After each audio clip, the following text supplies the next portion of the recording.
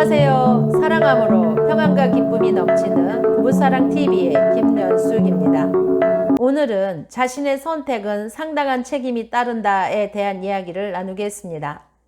인생은 매 순간순간마다 무엇인가를 선택해야 하는 때가 참 많이 있습니다. 지난날에도 물론이거니와 지금 이 순간에도 무엇인가 선택을 해야만 합니다. 이 선택은 예스나 노냐 둘 중에 하나를 선택하는 것입니다. 이때 어떤 선택을 하느냐에 따라서 기쁨과 뿌듯함과 감격이 있을 수 있고 아니면 후회와 번민으로 스스로 절망에 떨어져 낙오자가 될 수 있습니다.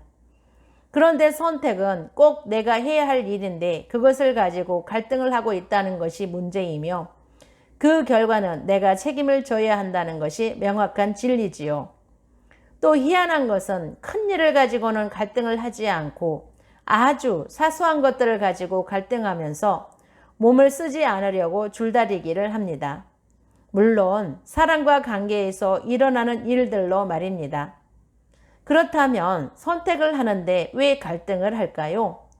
바로 내 마음의 양심의 법과 선악의 법이 부딪히기 때문에 갈등을 합니다.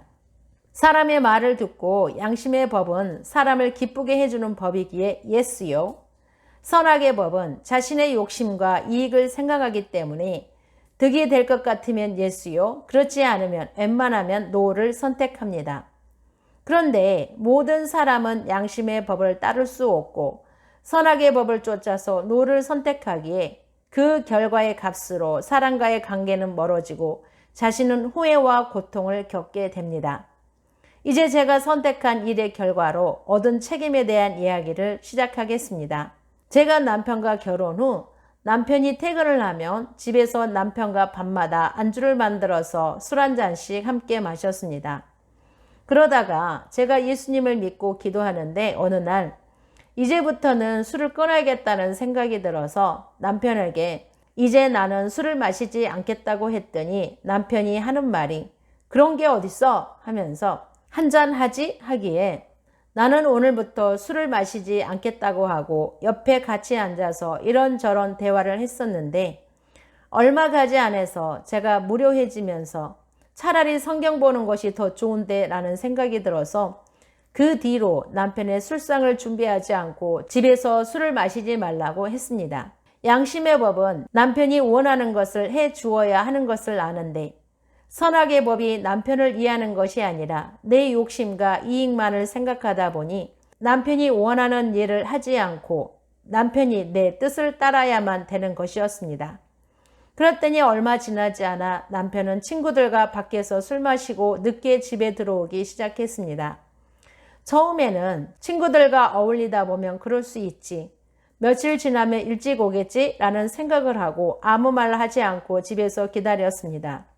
그런데 남편은 매일매일 친구들과 어울려 술 마시고 귀가 시간은 자꾸 늦어지기 시작했습니다. 참다 못해 저는 남편에게 일찍 들어와 달라. 나는 당신만 기다리고 있는데 너무 하는 거 아니냐? 하고 말을 했더니 남편이 알았다고 말만 하지 남편은 여전히 만취가 되어서 집에 들어왔고 다음날 아침에는 일어나지 못해서 깨워야만 간신히 출근하는 사람이 되었습니다. 이런 생활이 반복이 되니 제가 선택의 기로에 섰습니다. 저는 선악의 법에서 네가 그런다 이거지 하면서 먼저 남편의 밥을 준비하지 않는 것이 시작이었습니다. 이 선택의 기로에서 제 양심에는 남편을 위해 밥을 하는 본분임을 알지만 선악의 법으로 니도 네 마음대로 하는데 나는 못할 줄 아느냐 하고 마음이 상하면 출근하는 남편을 위해서 아침밥을 준비하지 않았습니다. 그럴 때마다 내 양심은 그늘이지고 나 자신이 당당하지 못했지만 선악의 법으로는 네가 잘하면 나도 잘한다 라는 결론을 내리면서 양심의 법을 덮어버렸습니다. 그때부터 내가 해야 할 일을 하지 않으니 내 마음에서 남편과 관계의 벽이 생기기 시작했습니다. 저의 이런 행동은 남편의 잘못으로 생긴 일이라 나는 잘못이 없으니 남편만 잘하면 다 잘 해결될 것이라고 생각했습니다. 이렇게 선악의 법은 사람이 사람으로서 해야 할 일을 하지 못하게 만들어버리고 결국에는 사람의 관계까지 깨뜨는 일을 합니다. 그런데 남편은 조금도 반성의 기미가 없고 오히려 더 늦게 들어오고 인사불성이 되어서야 집에 들어오는 것이 일이 되었습니다. 저는 남편의 그런 행동을 보면 죽이고 싶었고 내가 이렇게 살려고 결혼했나 후회하기 시작하면서 두 번째로는 남편이 오면 거부하며 밀어냈습니다. 내가 이러면 남편이 반성할 것이라고 생각했는데 남편은 더 늦게 새벽에나 들어왔습니다. 저는 말로도 안 되고 싸워도 안 되고 참된 한계에 부딪히니 제 마음에서 남편을 내려놓아 버리고 돈이 있어야 내가 힘이 있다고 돈을 모으는 일에 인생의 목표를 바꾸어 버렸습니다. 그 후 저는 남편이 술 마시는 일로 다투는 것이 아니라 돈을 다 쓰고 돈 달라고 하면 그날은 대판 싸우는 날이 되었습니다. 이렇다 보니 우리 부부는 형식은 부부인데 이웃집 아저씨보다 더 못한 관계가 되어버렸습니다. 저는 이웃집 아저씨와 웃으며 대화를 하다가도 남편을 보면 얼굴도 굳어지고 눈을 흘기면서 속으로 내가 너만 보면 웃을 일이 없다는 것이죠. 그러니 예수님을 믿는 내가 이러는 것을 누가 알까 두려웠고 세상 사람보다 못하게 살고 있는 내 자신이 항상 예수님께 미안한 마음으로 내 양심은 가책을 받았습니다. 이렇게 사람이 사람으로서 해야 할 일을 하지 않으면서 상대가 잘못되었다고 말하고 다투고 미워하는 저는 마음이 어둡고 애롭고 낮아졌는데 하나님의 은혜로 사람과 사람 치유센터를 만남으로 기적의 사람이 되었습니다.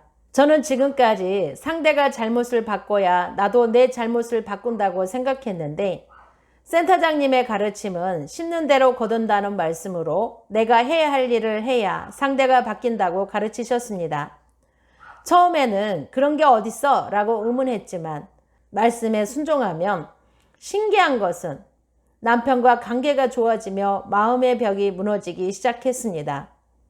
이렇게 잘 지내다가 아주 작은 일을 가지고 내 마음에 선악의 법으로 판단이 되면 화내고 미워하고 다툰 일이 생겨 다시 주님께 죄송하고 센터장님 볼 낯이 없었는데 센터장님의 가르침은 선악의 법을 해결하는 것까지 가르쳐 주셨습니다.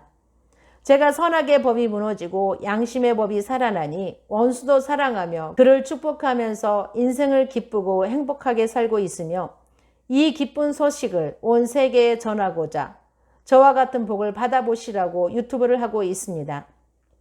백문이 불여 일견입니다. 100번 듣는 것이 한 번 보는 것보다 못하다는 뜻으로 말 그대로 직접 체험하는 것이 누군가에게 듣는 것보다 훨씬 더 빠르고 정확하게 알 수 있다는 뜻입니다. 인생 역전의 삶을 살고 싶으신 분을 사랑과 사람 치유센터에 초대합니다. 부부가 사랑하면서 행복하게 살며 자손 천대의 복을 물려주는 복된 길로 인도하여 드리겠습니다. 지금까지 사랑함으로 평안과 기쁨이 넘치는 부부사랑TV의 김연숙이었습니다. 영상 제작에 큰 힘이 되는 구독과 좋아요, 알림 설정 부탁드리겠습니다. 사랑도 주인이 있습니다. 사랑의 주인을 만나보세요. 일어나십시오. 사랑의 주인이 당신을 부르고 계십니다. 한 번의 선택이 평생을 좌우한다고 합니다. 양심의 법을 선택함으로 부부가 사랑하면서 행복한 인생을 살아보시기를 축복합니다.